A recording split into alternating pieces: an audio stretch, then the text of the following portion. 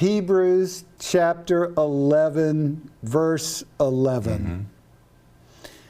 Talks about, just very quickly, talks about the faith of Sarah. And Sarah is often overlooked in the story a little bit. I mean, because, you know, it's all about Abraham, Isaac, and Jacob. Right.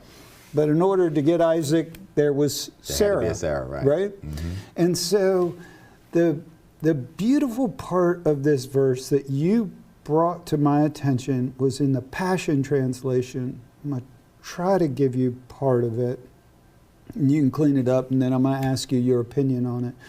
But in Hebrews, it's, as you've called, it's the Hall of Faith, or the Hall of Fame of Faith. Right. And so they mention that this particular chapter, all the heroes of faith. They get to Sarah, and they say that Sarah embraced God's miracle power, and the authority of her faith rested in the one who made the promise. Right. So I read that, and I was like, man, that is strong.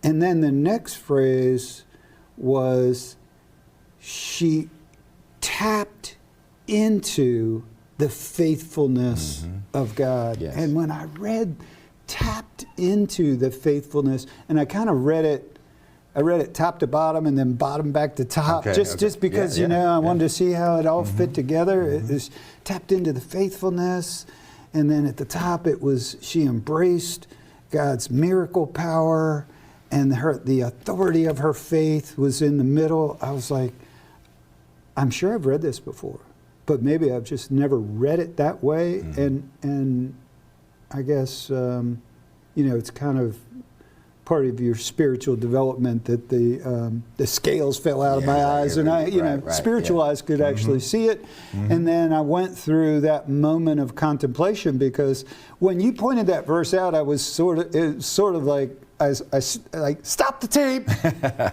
No, I'll stay right here.